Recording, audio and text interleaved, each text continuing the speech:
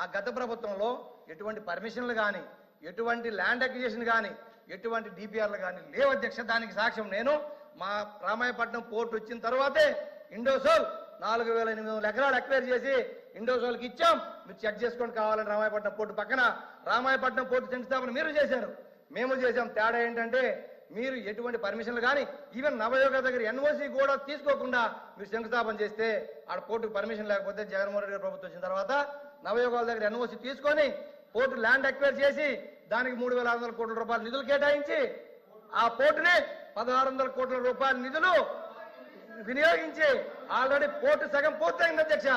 అది అయ్యింది కాబట్టి మాకు ఇండోసోల్ వచ్చింది అధ్యక్ష.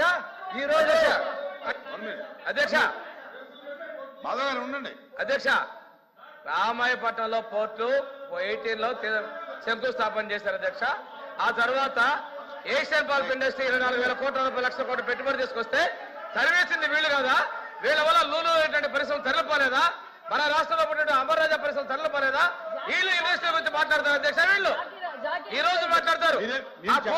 చెప్పండి మీ ఏటు ఎవరు తీసుకున్నారు ఈ రోజున? మీ సుబ్బారెడ్డి ఏం చెప్పదలుచుకున్నారు చెప్పండి. అదేనండి, మీ వల్ల పరిశ్రమలు జరిగిపోతే మీరు నీతులు మాట్లాడతారని చెప్తా ఉన్నాను. సిగ్గు లేకుండా కందుకూరు ప్రాంతంలో పెట్టినటువంటి ఏషియన్ పల్ప్ ఇండస్ట్రీ తరలిపోయిన కారణం మీరు కదా. ఆ రోజు పోర్టును రద్దు చేసింది మీరు కదా. మీ అన్నయ్యలకు అప్పగించుకొని మళ్ళీ కొత్తగా ఏదో మొదలు పెట్టామని చెప్పి చెప్పుకోవడం నిస్సిగ్గుతరంగా మాట్లాడతారు అధ్యక్ష. ఇది చాలా అసత్యాలు చెప్తారు అధ్యక్ష సభకే. ఎల్ఓపి గారు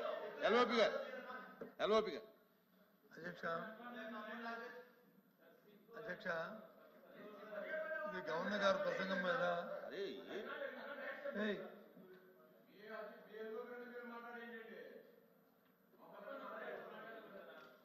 గవర్నర్ గారి ప్రసంగం మీద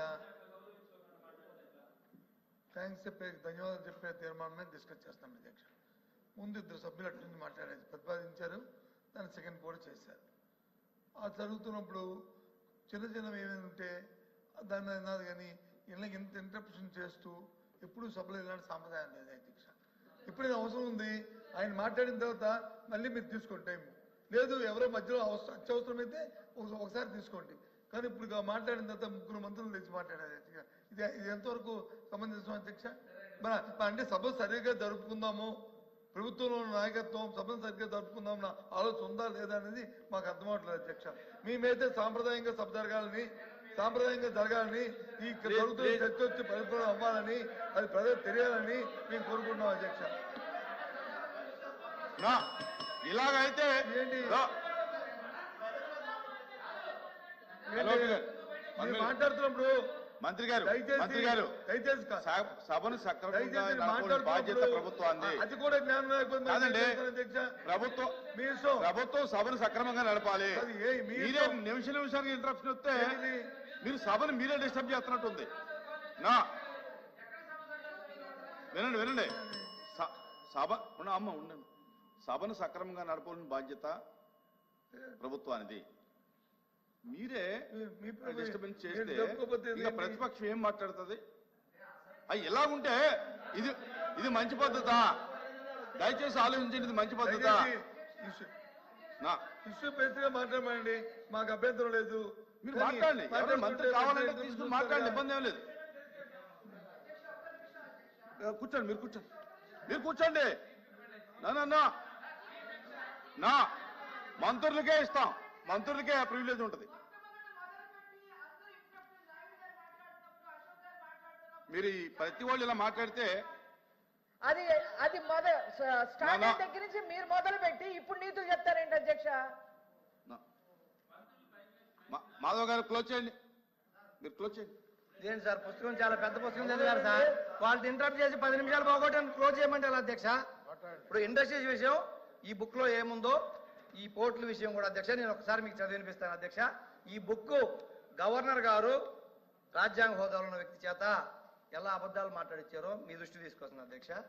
1153 కిలోమీటర్ల తీర ప్రాంతం వ్యూహాత్మక కనెక్టివిటీ మరియు ప్రపంచ స్థాయి మౌలిక సదుపాయాలు అందిపుచ్చుకోవడం ద్వారా ఆంధ్రప్రదేశ్ను ప్రపంచ అత్యుత్తమ లాజిస్టిక్స్ కలిగిన రాష్ట్రంగా రూపుదిద్దుటకు నా ప్రభుత్వం కట్టుబడి ఉంది. విశాఖపట్నం, కృష్ణపట్నం, రామాయపట్నం, గంగవరం, కాకినాడ, మచిలీపట్నం మరియు మూలపేట ఓడరేవులతో పాటు ప్రస్తుతం ఉన్న 10 పోర్టులన్నింటినీ ప్రపంచ స్థాయి ఓడరేవులు తీర్చిదిద్దుతున్నాం అన్నారు అధ్యక్ష. అసలు మన రాష్ట్రంలో ఉన్న ఓడరేవులు అధ్యక్ష ఆల్రెడీ గతంలో ఉన్నది విశాఖపట్నం, కృష్ణపట్నం, గంగవరం, కాకినాడ ఈ 4 పోర్టులు గతంలో ఉన్నాయి అధ్యక్ష. 75 సంవత్సరాల స్వాతంత్రం వచ్చిన తర్వాత జగన్మోహన్ రెడ్డి గారి ప్రభుత్వం వచ్చిన తర్వాత రామాయపట్నం, మచిలీపట్నం, మూలపేట ఈ 3 పోర్టులు తీసుకోవడంతో పాటు కాకినాడ గేట్వే పోర్టు తీసుకొచ్చింది 4 పోర్టు ఇప్పుడు అధ్యక్ష. గతంలో 8 ఆగబ్బా ప్లీజ్ ప్లీజ్ డిస్టర్బ్ చేయబాక్ ప్లీజ్. గతంలో అధ్యక్ష 4 పోర్టులు ఈ రాష్ట్రంలో ఉంటే ఈ ప్రభుత్వం 5 సంవత్సరాల్లో కోవిడ్ పరిస్థితులు ఉన్నా కూడా 4 పోర్టులు పర్మిషన్లు తీసుకొచ్చి ల్యాండ్ ఎక్వైర్ చేసి మొత్తం పర్మిషన్లతో పాటు నిధులను కేటాయించి 4 పోర్టులు ఈ రోజు సగం పనులైన అధ్యక్ష. ఆ 4 పోర్టుల మధ్యలో ఈ 10 నెలల నుంచి పనులాగిపోయినాయి అధ్యక్ష. అయితే 10 పోర్టులు గతంలో ఉన్నతో పాటు మేము తీర్చిదిద్దామని చెప్తున్నాం అధ్యక్ష. ఇది మీరు రికార్డ్ చెక్ చేసుకోండి. మేము కానీ నేను ఏదైనా సత్యదూరంగా మాట్లాడుంటే నా మీద ఏ చర్యలు తీసుకున్నా నేను సిద్ధం అధ్యక్ష. ఇది మాత్రం నిజం. మీరు గవర్నర్తో అబద్ధం ఆడిచ్చారు. ఈ బుక్ లో ఉంది, ఇది చూసుకోండి మీరు. సరే సత్యదూరం అని చెప్తున్నాం కదా, సత్యదూరం అధ్యక్ష. ఇదే కాకుండా అధ్యక్ష ఈ పోర్టులకి బిజినెస్ రావాలి అంటే 5 రాష్ట్రాలు మన రాష్ట్రంలో ఆధారపడున్నాయి కాబట్టి తెలంగాణ కానీ, కర్ణాటక కానీ, ఛత్తీస్గఢ్ కానీ ఇలా అన్ని రాష్ట్రాలు మన మీద, కర్ణాటక కూడా కొంత ప్రాంతం మన ఆధారపడి ఉందని నేషనల్ హైవేల అధ్యక్ష గత ప్రభుత్వంలో 39,000 కోట్ల రూపాయలతో పోర్ట్ కనెక్టివిటీ నేషనల్ హైవేస్ భారతదేశ ప్రభుత్వం ఇచ్చింది అధ్యక్ష. మన ప్రభుత్వంలో మన ఎంపీలు తీసుకొచ్చారు అధ్యక్ష. అది కూడా ఆర్థిక విధ్వంసం అడుగుతాను అధ్యక్ష. ఈ సందర్భంగా నేను అయిపోయిన తర్వాత ఫిషర్మెన్స్ అందరికి కూడా ఆక్వా అభివృద్ధి చెందుద్దని చెప్పని దాదాపు 9 ఫిషింగ్ హార్బర్స్, 5 జెట్టీస్ గత ప్రభుత్వంలో నిర్మాణం చేపట్టింది అధ్యక్ష. అది కూడా వాస్తవం అధ్యక్ష. రికార్డులు చెక్ చేసుకోవచ్చు. ఎన్ని పనులు జరిగినాయి, ఎన్ని పనులు జరుగుతూ ఉన్నాయి, ఎన్ని పూర్తయినాయి అనేది కూడా అధ్యక్ష ఇవి మీరు చూసుకోవచ్చు. కానీ దీంట్లో ఆ ప్రస్తావన లేదు అధ్యక్ష ఈ గవర్నర్ ప్రసంగంలో. ఈ కాకుండా మెడికల్ కాలేజ్ అధ్యక్ష 11 ప్రభుత్వ మెడికల్ కాలేజీలతో 75 ఏళ్లలో ఈ రాష్ట్రంలో కడితే ప్రైవేట్ మెడికల్ కాలేజీలు కాదు అధ్యక్ష, వ్యాపార సంస్థలు కాదు అధ్యక్ష. 17 ప్రభుత్వ మెడికల్ కాలేజీల కోసం గత ప్రభుత్వం కేంద్ర ప్రభుత్వం దగ్గర అనుమతులు తీసుకొచ్చి దాదాపు 5 ప్రభుత్వ కాలేజీలు కంప్లీట్ చేస్తే మిగతా కాలేజీలు యూసే లేదు అధ్యక్ష. అవి ప్రైవేట్ పరం చేస్తారా, ప్రభుత్వంగా కట్టిస్తుంది అనేది దీంట్లో ప్రస్తావన లేదు అధ్యక్ష. ప్రజలు ప్రభుత్వ మెడికల్ కాలేజీలే ఉంటాయా, వాటిని ప్రైవేట్కి ఇస్తారా అనేది క్లారిటీ లేక చాలా కన్ఫ్యూజన్ ఉన్నారు. అది గవర్నర్ ప్రసంగంలో చేర్చుంటే బాగుండేదని నా అభిప్రాయం అధ్యక్ష. అలాగే టూరిజం అధ్యక్ష, టూరిజం విషయంలోకి వచ్చేటప్పటికి చెప్పండి, మాటలకే పరిమితమైంది కానీ ప్రభుత్వం పాయింట్ కి రిప్లై చెప్పవసరం. లాస్ట్ లో రిప్లైకి అవకాశం ఉంది. వాళ్ళు ఏదైనా తప్పు మాట్లాడితే రిప్లైలో చెప్పండి, మీరు కరెక్ట్ చేయండి. టూరిజం విషయంలోకి వచ్చినప్పటికీ అధ్యక్ష గతంలో కూడా ఇదే సభలో మేము కూడా చెప్పుకున్నాం అధ్యక్ష. టూరిజం మాటలకే పరిమితమైంది కానీ ఇంప్లిమెంటేషన్లోకి వచ్చేటప్పటికి మేము గతంలో కూడా నేనే అడిగిన అధ్యక్ష. పేద బడుగు బలహీన వర్గాలు ఉన్నారు, తీర ప్రాంత ప్రజలు ఉన్నారు, అటవీ ప్రాంత గిరిజనులు ఉన్నారు, వాళ్ళందరికీ అవకాశాలు ఇవ్వండి, టూరిజంలో వాళ్ళందరూ ప్రోత్సహించండి అని చెప్పి మేము గతంలో కూడా అడిగాం అధ్యక్ష. దాని మీద కూడా ఎవరికి మేము అభివృద్ధి చేస్తామనే మాట తప్ప ఎక్కడ ప్రాక్టికల్ గా ఈ పుస్తకం కనిపెట్టదు అధ్యక్ష. శాంతి భద్రతల విషయంలోకి వచ్చేటప్పుడు అధ్యక్ష ఇప్పుడు అందరూ మా సభ్యులు మాట్లాడారు అధ్యక్ష. ఈ పుస్తకంలో 35,000 మంది అని గవర్నర్ గారి ప్రసంగం లేదు అధ్యక్ష. కానీ నాకైతే కొంత విషయం తెలుసు అధ్యక్ష. గతంలో వీళ్ళు ఎప్పుడైతే అపోజిషన్ ఆరోపణలు చేశారో ఆ ఆరోపణలు 35,000 మంది మిస్సింగ్ అయినారని డిప్యూటీ సీఎం గారు కూడా ఆరోపణలు చేశారు అధ్యక్ష. ఆ టైంలో చేసినప్పుడు డీజీపీ ఆఫీసు గత పోలీస్ డిపార్ట్మెంట్ వాళ్ళే ఎక్కడ ఇది ఈ సత్యదూరం కానీ మిస్సింగ్ కేసులు నమోదైంది 700 మాత్రమే నమోదైనవి. అవన్నీ కూడా కిడ్నాపులు కానీ వేరే కాదు రకరకాల కేసులు నేను చెప్పడం జరిగింది అధ్యక్ష. ఆ 700లో కూడా ఉదాహరణకి చెప్తున్నా అధ్యక్ష, ఉదాహరణకి ఉదాహరణకి పవన్ కళ్యాణ్ గారు గవర్నమెంట్ వచ్చిన తర్వాత వాళ్ళ మదర్ వెళ్ళి కంప్లైంట్ ఇస్తే వాళ్ళు కాశ్మీర్ లో ఉంటే ఆ అమ్మాయి ఎవరినో ప్రేమించి పెళ్లి చేసుకుని కాశ్మీర్ నివాసం ఉంటే ఆ పాపను తీసుకొచ్చి వాళ్ళ తల్లిదండ్రులకు కూడా డిప్యూటీ సీఎం గారే అప్పచెప్పిన సందర్భం చూసాం అధ్యక్ష. మీకు తెలుసు అవి కిడ్నాప్లా, మిస్సింగ్ కేసులా, వేరే డిఫరెంట్ కేసులు మీరు మీ శాఖలో మీరు పరిశీలించుకోండి. అవి దీంట్లో లేవు అధ్యక్ష. ఇదే కాకుండా ఫైనల్ లాస్ట్ అధ్యక్ష, లాస్ట్కి అధ్యక్ష ఇవన్నీ ఒక ఎత్తు అయితే ప్రజాస్వామ్యంలో మనందరం ఉన్నాం. మనందరం ప్రజాస్వామ్యబద్ధంగా ఎన్నుకునే సార్ దయచేసి చాలా ఇంపార్టెంట్ సబ్జెక్ట్ సార్. ఈ పుస్తకంలో నిన్న అందరూ మాట్లాడారు, ఈ పుస్తకంలో ఆ ప్రస్తావన లేదు. నిన్న చాలా మంది చాలా రకాలు మాట్లాడారు. దయచేసి ఇంకో 2-3 నిమిషాలు నేను ముగిస్తాను అధ్యక్ష. 2-3 నిమిషాలు అధ్యక్ష. లాస్ట్ పాయింట్ అధ్యక్ష, లాస్ట్ పాయింట్. ఇక చాలా మంది ఉన్నారు. అవును లాస్ట్ పాయింట్ అధ్యక్ష. 15 నిమిషాలు కూడా ఇలా నాకు 15 నిమిషాలు కూడా ఇలా గంటలో లాస్ట్ పాయింట్ అధ్యక్ష. అధ్యక్ష లాస్ట్ పాయింట్ మీరు అధ్యక్ష ఇది అందరూ వినాలి. అధ్యక్ష అధ్యక్ష ఇప్పుడు ప్రజాస్వామ్య వ్యవస్థ, భారత రాజ్యాంగం, వాటి మీద గౌరవం నుండి అందరం కూడా దాని ద్వారా ఎన్నుకొని సభలకు వచ్చారు అధ్యక్ష. చాలా విచిత్రంగా మాట్లాడుతున్నారు అధ్యక్ష. నిన్న గవర్నర్ స్పీచ్ అయిపోయిన తర్వాత బయటకు వచ్చేసి ఏంటంటే ప్రభుత్వం ఒకటి ఉంటుంది అధ్యక్ష, ప్రతిపక్షం ఒకటి ఉంటుంది అధ్యక్ష. ప్రభుత్వం అంటే ఏంటి? అధికారాన్ని వాళ్ళు భాగస్వాములు కావచ్చు, వాళ్ళు కావచ్చు పంచుకొని ప్రజల చేత ఎన్నుకోబడి ప్రభుత్వంలోకి వచ్చారు అధ్యక్ష. ఒక్క నిమిషం ఎన్నుకోబడి వచ్చారు. ప్రతిపక్షం అంటే ఏంటి అధ్యక్ష? పిఎస్సి చైర్మన్ ప్రతిపక్షం వాళ్ళకి ఇచ్చేది భారత రాజ్యాంగం ప్రకారం, ప్రజాస్వామ్యం ప్రకారం సాంప్రదాయం అధ్యక్ష. అధికార ప్రభుత్వానికి అధికారంలో భాగస్వామ్యులుగా ఉన్న వాళ్ళకి, మంత్రులుగా, డిప్యూటీ సీఎంలుగా ఈ సభలో ఉన్న వాళ్ళకి ఎలా పిఎస్సి ఇస్తారు? ఎలా పిఎస్సి ఇస్తారు? ప్రతిపక్షం ఏది అధ్యక్ష? లేదనుకోండి, వాళ్ళే ప్రతిపక్షం రావాలనుకుంటే వాళ్ళు రాజీనామాలు చేసి మంత్రులు, డిప్యూటీ సీఎంలు వచ్చేయండి. అంతేగాని ఇలా ఎవరి నోటికొచ్చిన మాట్లాడి ఈ రోజు గవర్నర్ ప్రసంగంలో రాష్ట్రానికి సంబంధించింది ఏదీ లేదు. ఇంకొక విషయం అధ్యక్ష, గత ప్రభుత్వం అన్నారు వడ్డీలు కడుతున్నామన్నారు.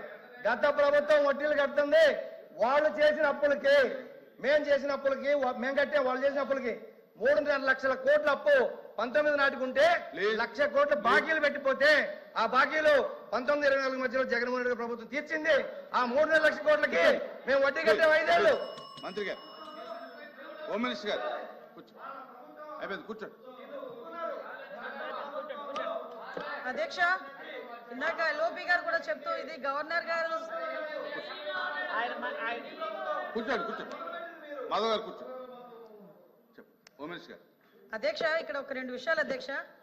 అంటే గవర్నర్ గారి స్పీచ్ కి సంబంధించి ధన్యవాదాలు తెలిపే తీర్మానంలో ఏదైనా సభ్యులు సత్యదూరం క్షమించండి అధ్యక్ష, సత్యదూరానికి సంబంధించిన అంశాలు చెప్పినప్పుడు కంపల్సరీగా మేము చెప్పాల్సిన బాధ్యత ఉంది. కంపల్సరీగా రిప్లైలు ఎవరైతే మంత్రి గారు చెప్తారో వాళ్ళందరూ కూడా చెప్తారు అధ్యక్ష. ఇప్పుడు మన సభ్యులు మాట్లాడినప్పుడు ప్రతిపక్ష హోదా గురించి మాట్లాడారు అధ్యక్ష. ఎందుకు ఈ సభలో మాట్లాడుతున్నానంటే ఆయన ఈ సభలో ఎత్తారు కాబట్టి విషయం చెప్పాలి అధ్యక్ష. ప్రతిపక్ష హోదా రావటానికి వాళ్ళకున్న సభ్యులు సరిపోతారని వాళ్ళకు వచ్చిన రూల్ బుక్ లో ఎక్కడైనా అధ్యక్ష. అధ్యక్ష చెప్పాలి. గురించి ప్రతిపక్షం గురించి అంత గట్టిగా మాట్లాడుతూ నిన్న గవర్నర్ గారి ప్రసంగంలో తమరు ఉన్నారు అధ్యక్ష. అధ్యక్ష, గవర్నర్ గారి ప్రసంగంలో తమరు ఉన్నారు. ఒక పక్క మీరు, ఒక పక్క స్పీకర్ గారు, ఒక పక్క గవర్నర్ గారు మాట్లాడుతున్న సందర్భంలో ప్రతిపక్ష హోదా కావాలి అని చెప్పి అడగడం అన్నది ఎంతవరకు సభ్యత అధ్యక్ష? వీళ్ళు సభ్యత సంస్కారాల గురించి మాట్లాడుతున్నారేంటి అధ్యక్ష? ప్రతిపక్ష హోదా అనే విషయం ఈ సభకు సంబంధించింది కాదు. అది ఆయన మాట్లాడారు అధ్యక్ష. ఎవరు మాట్లాడినా ఆయన మాట్లాడారు, సమాధానం చెప్పాలి. ఎవరు మాట్లాడినా ప్రజలు ఇవ్వలేదు ఈ రోజు. చంద్రబాబు నాయుడు గారు, పవన్ కళ్యాణ్ గారు, గవర్నర్ గారు ఇచ్చింది కాదు అది. ప్రజలు ఈ రోజు ప్రతిపక్ష హోదా ఇవ్వలేదు. మీరే ఒకనొక సందర్భంలో అధికారంలో ఉండేటప్పుడు అట్నుంచి తీసుకుంటే ప్రతిపక్ష హోదా పోతుందని చంద్రబాబు నాయుడు గారు పోతుందని మాట్లాడారు. మరి ఆ రోజు రూల్ అండ్ రెగ్యులేషన్స్ తెలీదా? ఆ రోజు సత్యబాబు గారు పెద్ద ఆయన సభలో ఉన్నారు అధ్యక్ష. అర్థం చేసుకోవాలి అధ్యక్ష. ఎక్కడ పడితే అక్కడ దీని గురించి మాట్లాడితే మేము మాట్లాడతాం.